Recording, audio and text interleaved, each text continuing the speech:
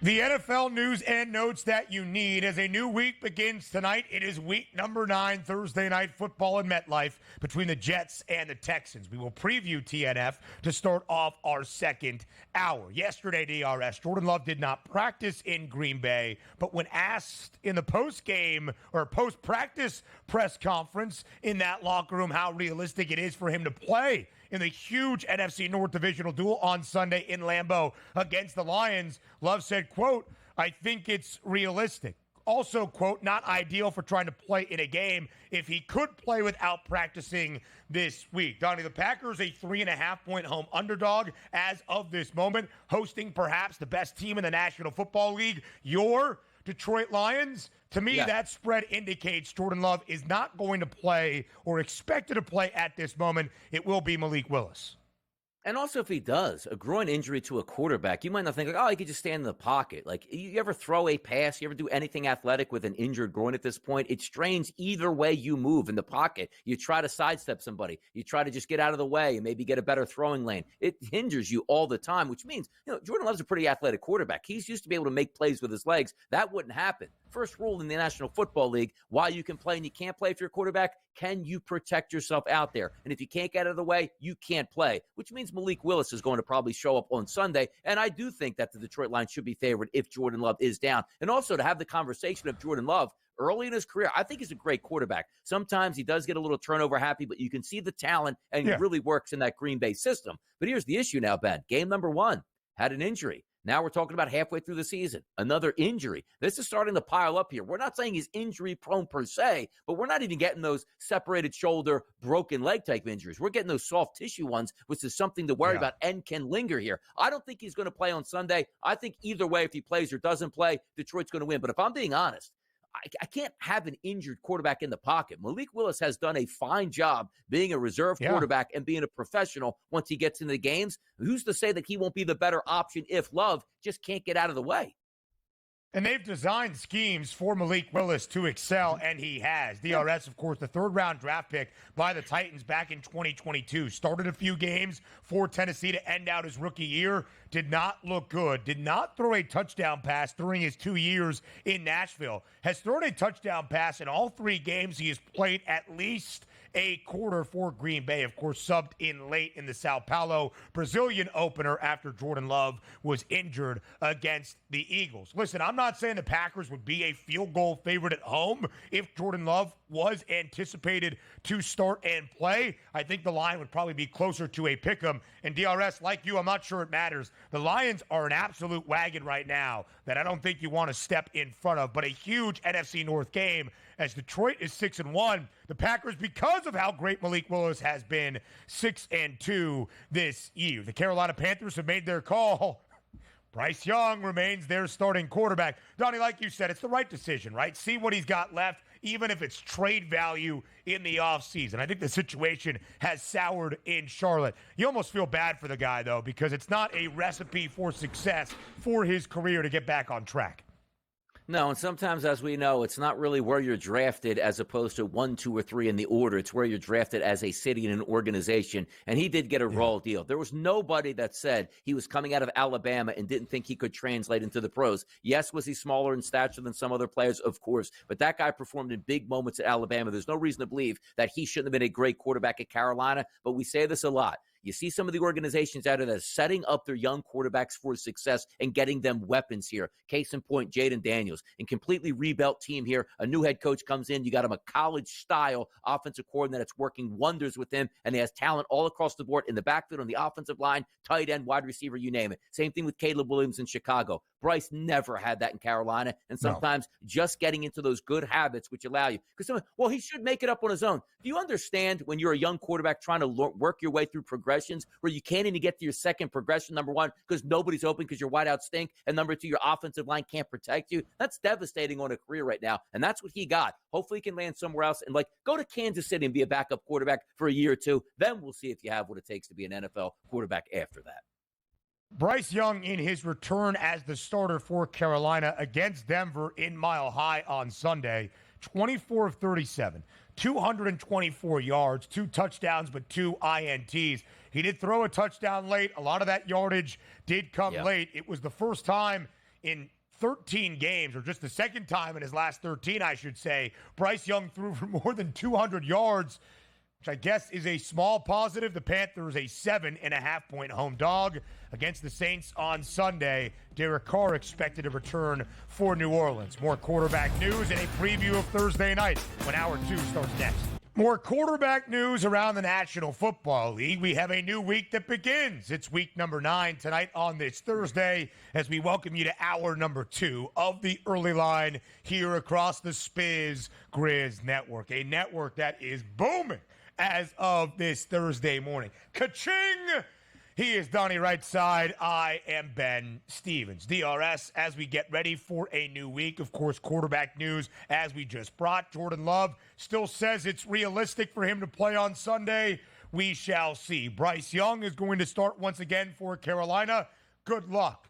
The big news, though, this week in the 2023 NFL quarterback draft class, that, of course, was Anthony Richardson. Now, riding the pine in Indianapolis, here was what we heard from Shane Steichen, the Colts head coach, yesterday. Quote, Joe will be our quarterback going forward. Joe gives us the best chance to win right now. Not giving up on Anthony Richardson. It was my decision. That's good, Shane. Anthony Richardson also spoke yesterday, DRS, and said, Shane didn't really explain why he is now going to be on the bench. And then Michael Pittman Jr., star wideout for Indianapolis, said he found out of the quarterback shuffle on social media. Good things happening in Indy. Well, let's go one by one for these things. Joe Flacco does give them the best chance because Joe Flacco's been a very good quarterback for the past year and a half. And if you're an offensive coordinator, the first thing you want is your offense to be run correctly. Now, sometimes you don't execute it. That's one thing. But you want to say, okay, look, the play call is correctly here. The reads were made. The throw just might not have been there. Also, let's go through with Anthony Richardson and what we're talking about for him. He's been absolutely horrific on the field. So for Anthony Richardson, say what you want. Justin Fields was like, you know what? I sort of agree with this. Like, I haven't been playing great football enough where there's no chance that Russell Wilson is going to play. Have an honest assessment of yourself. For Anthony Richardson, be like, I played in all these games. I have no idea why I'm not going to be the starting quarterback. Because you stink, kid. That's why you can't be. The NFL's win right now, and you're actively losing games because you can't command the quarterback position. It's about running the offense. And as I said again, yes, execution is key, but just running the offense the way it's supposed to be ran is a problem right now. So if you're looking down the road, maybe he can get back in. But also keep in mind, organizations don't share a lot. Good organizations, I should say. And I'm going to put the Colts in there. There's more to this here because you just don't cut bait after a number of starts with a kid with that much talent in his second year in an injury-prone first year. Do you know what we're probably seeing, Ben? Just speculation on my part. You're in a meeting doing chalk talk.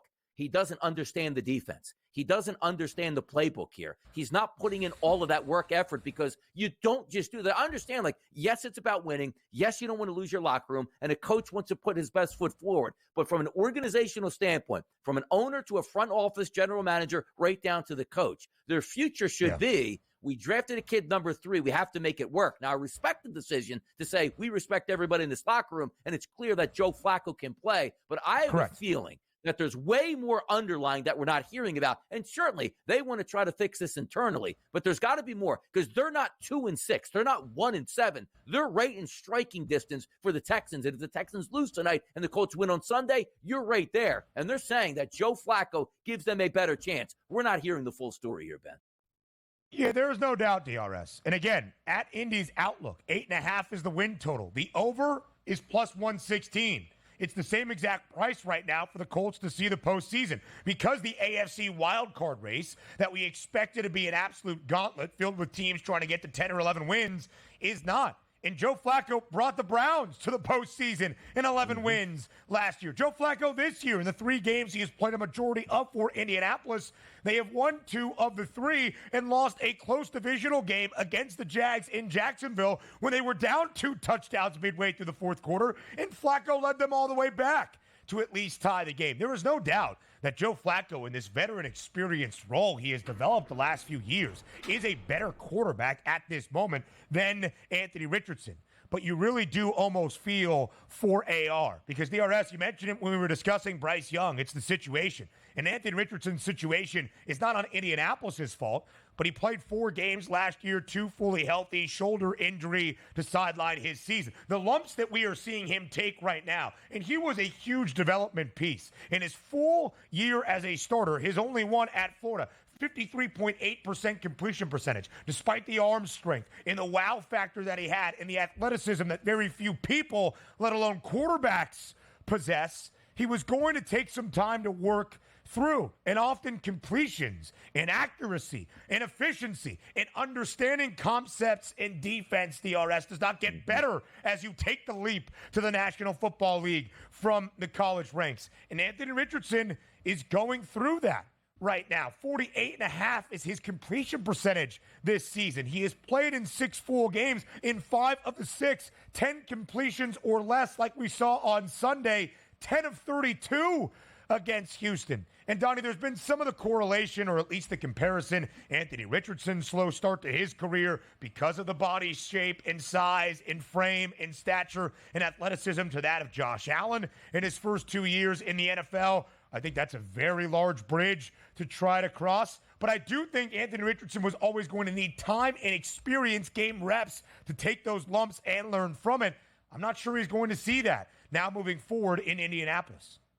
No, it'll be tough to crack that starting lineup again, specifically if Joe Flacco is going to keep you in that playoff race. But let's understand this. Like, Caleb Williams goes to Chicago, and I still don't think it's going to work out for Matt Eberflus and Shane Waldron. Those were questionable decisions. But you can't say, like, well, he's going with a guy. Like, if you don't know who Shane Steichen is, go back to the Philadelphia Philly years where he had Jalen Hurts and turned him from a second-round draft pick, not really too sure, he looks like a running quarterback, to a flat-out superstar MVP caliber player that was sensational in that Super Bowl run. This is the perfect guy. Like, when you get an athletic quarterback, I'm pretty sure when they drafted Anthony Richardson, the selling point on Richardson, too, was, well, I was like, Shane Steichen's like, you see what I did with Jalen? I'm going to turn you into an absolute menace out here with this offense. And he wasn't able to do that. But credit Shane Steichen to say, I have an offense that's built with an athletic quarterback, but I'm going to win games with Gardner Minshew and Joe Flacco. This guy can do it. So if Anthony Richardson can't succeed in Shane Steichen's offense, that's a tough look for Anthony Richardson.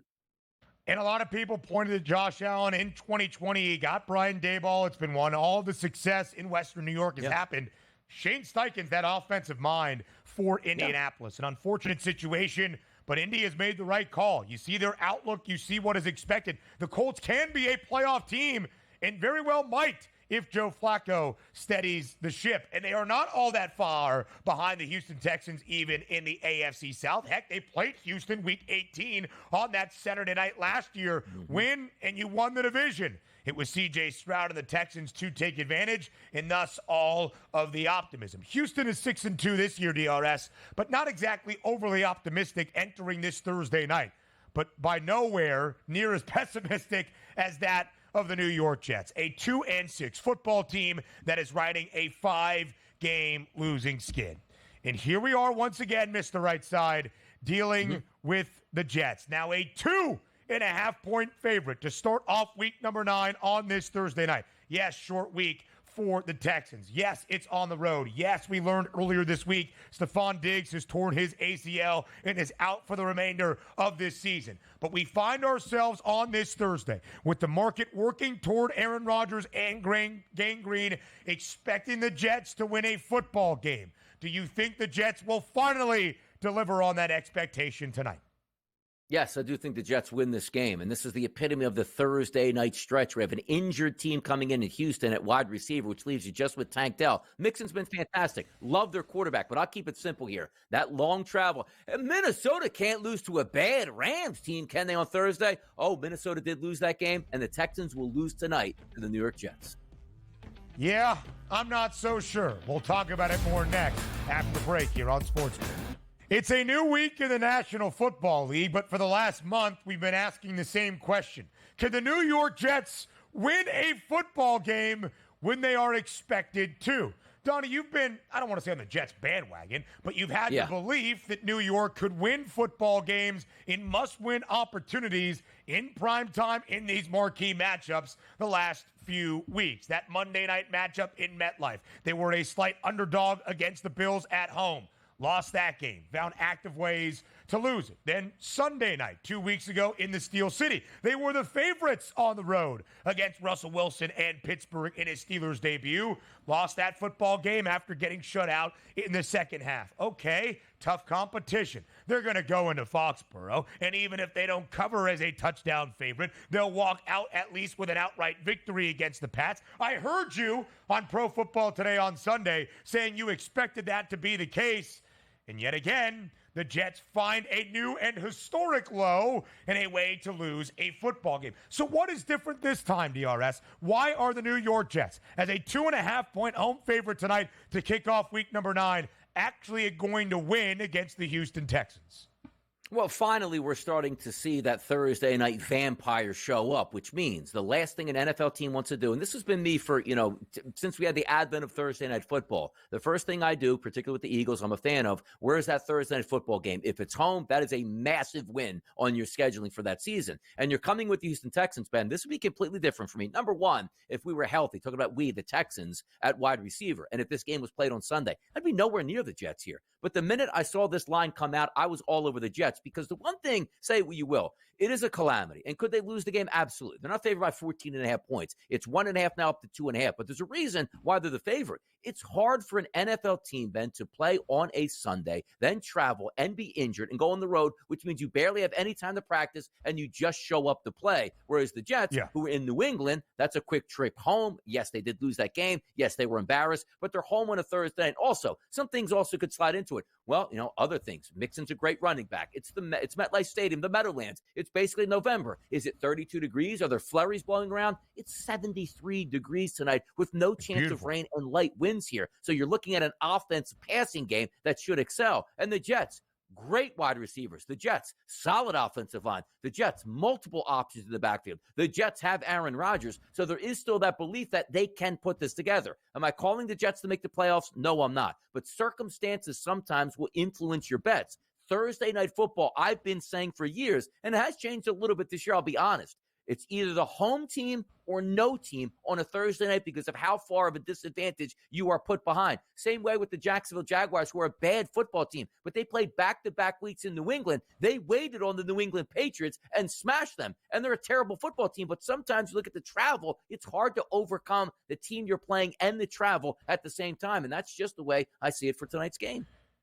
Yeah, I get it. And it makes a lot of sense, right? The Texans are also not world beaters this year, despite a 6-2 record. They are 3-4-1 against the spread. Their two top targets, Nico Collins, has been on the shelf for a few weeks with a hamstring injury. We just learned that Steph Diggs is now out for the remainder of this season. That was part of the burgeoning optimism, if you will, for Houston entering the year, not just the AFC South title, and a playoff berth and victory in C.J. Stroud and DeMeco Ryans' rookie year in the organization, but the acquisition of Steph Diggs has not really happened for the Texans, at least as smooth as you might expect. Tonight is on the side of Houston and not that of the New York Jets, who have lost 5 consecutive games. They have not covered in any of these 5 straight losses, and they have gone over in their last 3, allowing at least 23 points in all 3 of those games.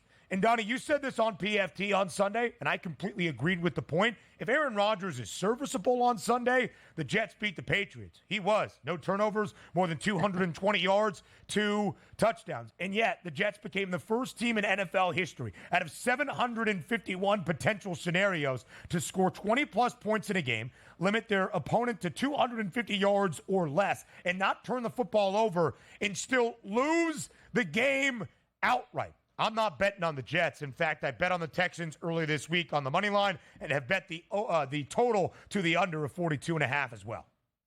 Yeah, there's 2 ways that you can play out the Jets and the way they've been. If they made a couple kicks, if they actually got Aaron Rodgers not throwing pick 6 against the Vikings, you might be looking at, the Jets could actually win this division. But at the same time, I use that Bill Parcells analogy. No, you are what your record says you are. Forget about how you did things in games and the ball bounced the wrong way for you a couple times and you had a terrible kicker. It still happened here. So the belief is with the Jets in the fourth quarter, they're probably going to find a way to lose this. But sometimes for me, it's just more circumstantial tonight. I'm not getting the best effort effort here, the Texans. And you might be right. The Texans technically do have a better defense than the Jets on paper because the statistics show it out. We'll see if it plays out tonight, but that's the reason I'm betting this way tonight. Also, just reading the lines here. Most people will be shocked and say, wait a second, the Texans, they're getting points. I'll just take them here. There's a rhyme. There's a reason for why these spreads work out that way. Is it always you go chase down a line and it works? No, not necessarily, but I just like the spot the Jets are in tonight. And if they do lose, then they lose again, and it's on me. So there you go.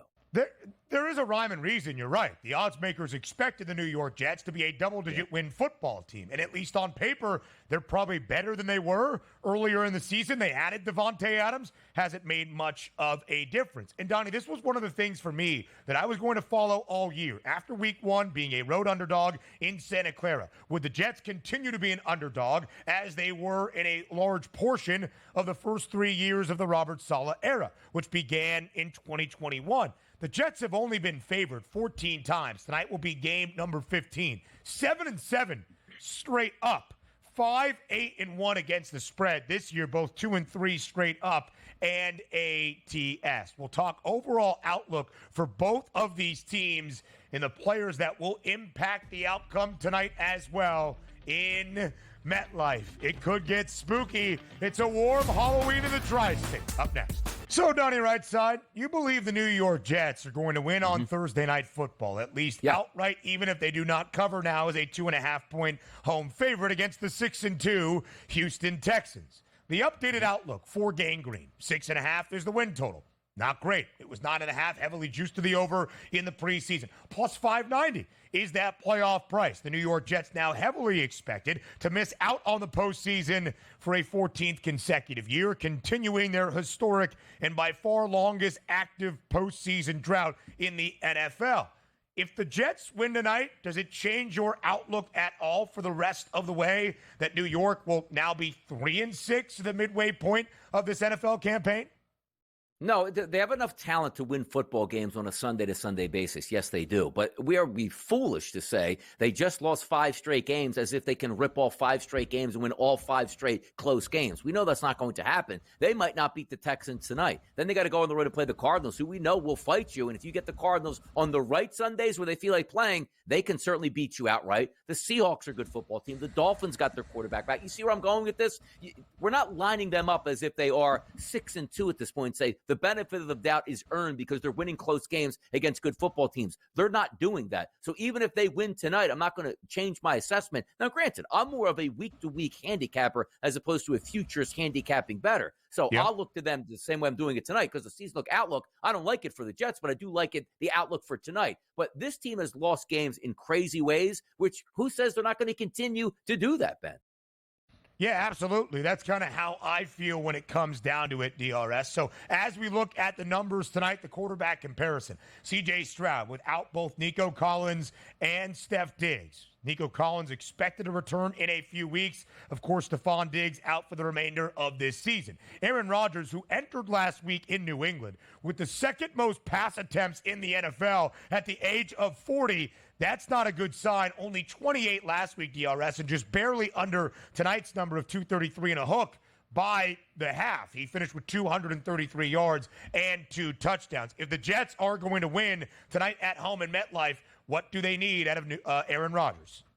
They need probably 2 touchdown passes tonight because that passing game has to be effective. They got a pretty good set of cornerbacks here for Houston, but a little bit struggling there on the back end with the safeties. And you also have another week with Davante Adams in your building. We saw Garrett Wilson break out. He's a 100-yard wide receiver if he was the number 1. So you're expecting just, again, look at the numbers up there, right? 233.5, 1.5 touchdown passes, which is not even juice. You're getting positive money on the over. Average Aaron Rodgers, when you come into a football game over the past decade, is like, yeah, I expect 250 and 2 touchdown passes every single gets it. That's average Aaron Rodgers, which normally he'd be a 275 plus and 3 plus touchdown passes. Yeah. Just give me Aaron Rodgers tonight with 1 total turnover, whether it be a sack fumble or an interception. That should be good enough to win, which means 225 plus passing and also 2 touchdown passes as well. Average Aaron Rodgers is all they need tonight. So when you look at the wide receivers that will receive the football from these quarterbacks, Garrett Wilson, DRS, to your point, 5 grabs for 113 yards on Sunday in Foxborough against the Patriots. Davante Adams, in his 2 games with New York, he has been targeted 15 times, but only 7 receptions under his receiving yards prop in both games. Will he move the needle at all for this New York offense on this Thursday?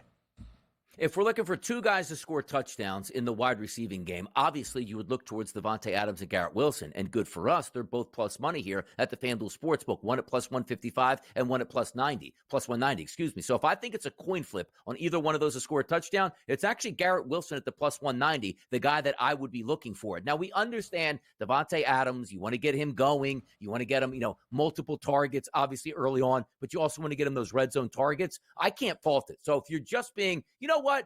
I think I want to come away with plus money tonight. And if I think Aaron Rodgers throws 2 touchdowns, how does Davante Adams and Garrett Wilson, not at least one of those guys, catch a touchdown pass? Hard to do, Ben, when it's like minus 145 and minus 125. They're both plus money. So if you take both of Adams and Wilson, I think you're walking away with plus money. And maybe you might be walking away with a 2-0 night. There will be plenty of more time for the prop perspective in our third hour with Tom Vecchio. Yeah. We'll show you the running backs. Both guys, Joe Mixon and Bryce Hall, have been doing it all for both offenses this year. Quickly, DRS. Steph Diggs now out for the year, but Houston is 6-2. Is that ceiling still the same for the Texans, divisional crown, and potential AFC title contenders?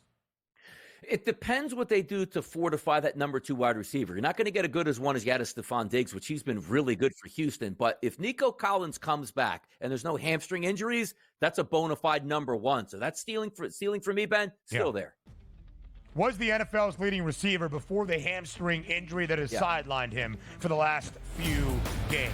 The Jets now a 2.5-point home favorite against the Houston Texans. Vecchio, we ask you about the numbers often. 2.5-point spread in favor of New York at home. Short week Thursday night football. 42.5 is the over-under. But it's not just the numbers. I guess it's kind of the belief in this game. If you believe the Jets will finally win a game when they are expected, you look at New York. If you don't believe that, you kind of think Houston is the right side. So how do you see this Thursday night playing out? Really tough. This game is super interesting for a variety of reasons. Like I said at the top, the Texans, they're dealing with a ton of injuries. Obviously, the announcement that Diggs is done for the year, Nico Collins is still out for a few more weeks. And ultimately, what does their offense look like? And if they're forced into a passing game script, we've seen their offensive line be terrible. Right? They cannot protect C.J. Stroud. And that's actually one of the things that the Jets are good at, which is bringing pressure. So if there's any time for the Jets to actually have some success, it would be tonight on a short week versus a team that's clearly not healthy on injury. And like the thing that the Jets do well is the thing exactly that the Texans struggle with. So this should be the game for the Jets to right the ship after firing the head coach and trading for Davante Adams, and they just haven't been able to get on the right foot. Like, this is the time for them to finally succeed. So if you believe in the Jets, I think they win this game, and they absolutely do cover. But if you don't have any belief, then I think the Texans are live, and I think it would be a big Joe Mixon game ultimately. Yeah, we'll see if Mixon can hold up anytime touchdown market. He's certainly the favorite there. But let's take a look at the quarterbacks tonight. Aaron Rodgers versus C.J. Stroud. One has a better complement of weapons at the wide receiver position, but we'll see how that plays out. 233.5 for Aaron Rodgers tonight. His passing props, C.J. Stroud, 222.5. Both, again, touchdown props over 1.5, but juiced differently. Aaron Rodgers at the FanDuel Sportsbook right now, Tom, plus 102. C.J. Stroud, plus 172. How do we look at the quarterback props tonight? The quarterback props tonight, I think you would want to side with Rodgers. Again, they're at home. They have a chance to win this game. Like, he should be the one leading it. Like, I think Bryce Hall could have a fine game tonight, get Braylon Allen involved. But, like, they have Rodgers and they have these passing options for a reason. So that's what they should be trying to flex on offense. And ultimately, let's say you are interested in C.J. Stroud. You do think he has a good game. You probably shouldn't be looking to over 1.5 passing touchdowns. You should probably be trying to take a shot on nailing one of those touchdown receiving options, because Joe Mixon at minus 130, minus 140, whatever he is, I don't want to be going there. But if we look at the list and you see Tank Dell at 2-1, Dalton Schultz, Xavier Hutchinson, Robert Woods at 6.5-1, and he may have to play a role tonight. So instead of going to plus 170, you could take a shot on someone that's plus 400 for a touchdown tonight. Love that look, Vecchio. I think a lot of the guys after Stephon Diggs and, of course, Nico Collins, who has missed the last few games, are going to step up in a big way tonight. So let's talk about those pass catchers here and the guys that you would expect if you believe in Houston to fill the void of Diggs and Collins. How do you see it for the Houston Texans? Who is that guy you are targeting most that might get all the targets from C.J. Stroud? Yeah, that's going to be Dalton Schultz tonight. I like him specifically over 40.5 receiving yards. I also like him at 50-plus receiving yards at plus 144. His touchdown is sitting at plus 400. He has at least 5 targets in 5 of the last 6 weeks. We look back over the Jets' recent game log, and we're seeing Hunter Henry going 5 for 45, Pat Freiermuth going 2 for 51, Dalton Kincaid going 6 for 51. And Dalton Schultz is really 1A and 1B when it comes to Tank Dell, when it comes to total target share now with Collins and Diggs on the sideline. So, yeah, you could take a longer shot with John Mechie, potentially, but I think Schultz and Tank Dell are probably the 2 safest options.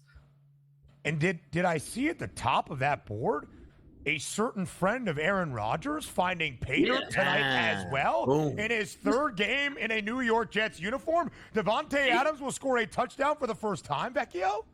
I mean, it's got to happen, right? They brought him in for a reason. He's got 15 targets over the first 2 games. Like, this is the spot that they need to get going. Like, we know what Garrett Wilson can do. We shouldn't be seeing touchdowns to Lazard. I'm not even sure if Lazard's even playing tonight. They got Adams for freedom, right? Like, get him the ball, get him a touchdown. At least get the fan base on the right side of things.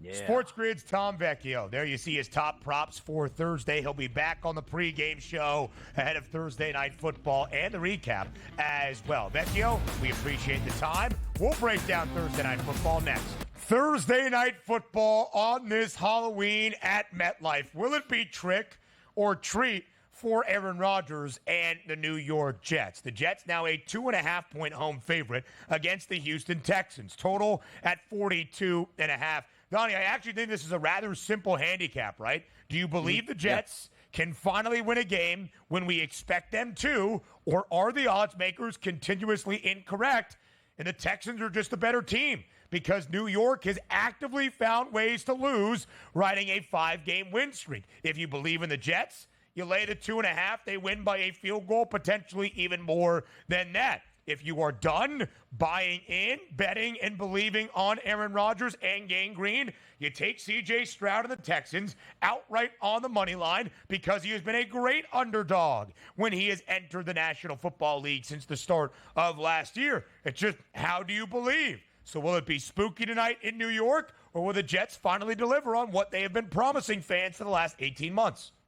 I think the Jets will deliver tonight, and also a case in point of being home on Thursday night as a major advantage, and you're not getting the best version of the Texas team. That goes into it. You bring me Nico Collins, Stephon Diggs, and Tank Dell. We're not looking towards the Jets. That looked like the favorite side would actually be the Texans, and rightfully so. Now, granted, can they still win the game, the Texans? Yes. They have a very good defensive line. They got a couple really good cornerbacks here that can sort of slow things down. But the interesting part for the Jets is sometimes you look at a team, it just didn't go their way, Ben. They're just so injured. Aaron Rodgers is healthy. Your offensive line is healthy. Your tight end is healthy. Your top wideouts are healthy. Your top running backs are healthy. You get the point here? Like, nothing has made sense why the Jets continue to slip other than they're just not a good football team and come up in clutch moments. Now, granted, I can go down game by game. Zuerlein make a couple kicks. This team looks like they're on their way to the Super Bowl. He didn't. The record is what it says it is. It's just a circumstantial bet where theoretically for the Jets, your season isn't officially over. They're heading into this game saying, now's the time to jumpstart the season. Should they have done it last week against the New England Patriots? Absolutely. And they lost that football game. No excuses against Jacoby Brissett when C.J. Stroud is so much better than Jacoby Brissett. And even without weapons at wide receiver, they're probably still better at wide receiver than New England Patriots were last week. So nothing has made sense for the Jets. But for me tonight, it's a circumstantial play. I like the spot they're in. They should be able to win this game. They are favored for a reason, and they get the job done.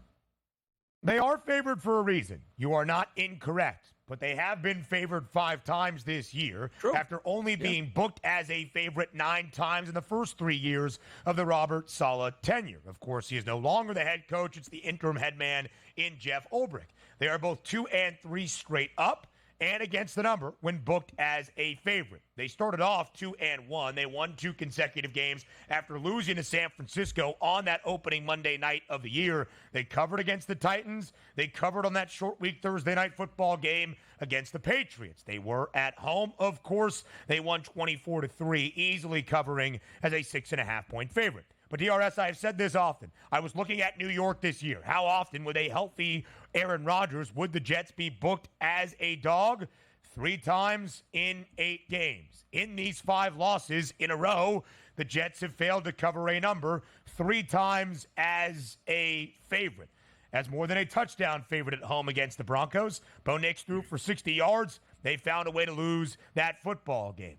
They were a touchdown favorite last week in New England. Did not commit a turnover, scored more than 20 points, held the Patriots to 250 yards of total offense or less, and still found a way to win that football game. They were a slight road favorite with the addition of Davante Adams in the Steel City on a Sunday night in a huge marquee matchup a couple of weeks ago. Russell Wilson was making his debut for Pittsburgh. They got planked in the second half. They lost 37-15. I'm done believing in the New York Jets. I bet the Texans early this week outright on the money line and that under of 42.5. DRS, you are not done believing in the Jets just yet. So who are going to be those players that you need to see perform in the most impactful way tonight to lead New York to a victory? Yeah, just to keep it simple, too. I already bet it on the FanDuel Sportsbook. Got a 30% profit boost tonight. I used it. Keep it. And this is it. Look, I always like to keep it simple, stupid in these betting environments where you're getting the boost here, which we love from the FanDuel Sportsbook. Davante Adams to get 25 yards. Garrett Wilson to get 25 yards. Aaron Rodgers to throw 1 touchdown pass, and Dalton Schultz on the opposite team, which is the Texans, playing tight end, just to get 25 yards, boosted to plus 143. So just to keep it simple for me, I expect bigger things out of Davante Adams than 25 yards. That should be a low benchmark. Bigger things out of Garrett Wilson, 25 yards, and more touchdown passes than 1 for Aaron Rodgers. So if we're being honest, I wanted to include all of those in a lower amount parlay to boost it up, but that's where I'm going. The passing game needs to get untracked. Well, Donnie, last week you saw Garrett Wilson over 100. I get that. You know what I need to see tonight? 5-step drop, play action pass, Aaron Rodgers launching bombs downfield to open receivers. Get the juices flowing like back you were in the Green Bay days where Davante Adams was uncoverable down the field. That's what I need to see tonight. 1, a victory, but number 2, why did you get Davante? Not for 3 catches and 30 yards, for 6 catches for 116 and a touchdown. How about that? Targeted 15 times in his 2 games as a New York Jet. Only 7 grabs. Has not found the end zone yet. His regular receiving yards prop is 55 and a hook. He has been under in both games. Who is going to step up for C.J. Stroud? Only 86 yards, a career low 2 weeks ago in Green Bay. The Texans still covered that game as a field goal underdog in Lambeau. Bounced back in a big way last week, 285 yards against the Colts. But Stephon Diggs was the leading receiver for Houston. He's out for the remainder of this year. No Nico Collins. Will it be Dalton Schultz, the tight end? He did go over his number tonight last week with 54 yards. Will it be Tank Dell? Might it be Xavier Hutchinson? A couple of guys I think you can find some money in. Joe Mixon, DRS, has been really big through the air. I'm going to bet the over of his 24.5 receiving yards prop tonight. You could argue Bryce Hall has been the same. Both of these running backs have been huge in terms of their scrimmage yardage output this year. Sometimes I do like to take a look at a game and say, if you like the Texans, and I don't think they're going to win tonight, but there's no way the Texans win without a big performance out of Joe Mixon. You tell me right now Mixon got 16 carries for 38 yards, 3 catches for 25 yards. They get beat. But you can have a night where Mixon goes for 80-plus yards on the ground and 40-plus yards in the air, and they still lose. If you like the Texans tonight, take Mixon. He's the key. If he doesn't perform, neither are the Texans. But again, he can perform, and they can still lose this football game. Good point, DRS. Really good way of handicapping this one. We'll see what happens. Will we finally have some belief to believe in the New York Jets? Or will the Texans just keep winning football games 7-2 where they win tonight? Donnie, have fun on the money line. Happy Halloween. Many Mr. Goodbars coming your way.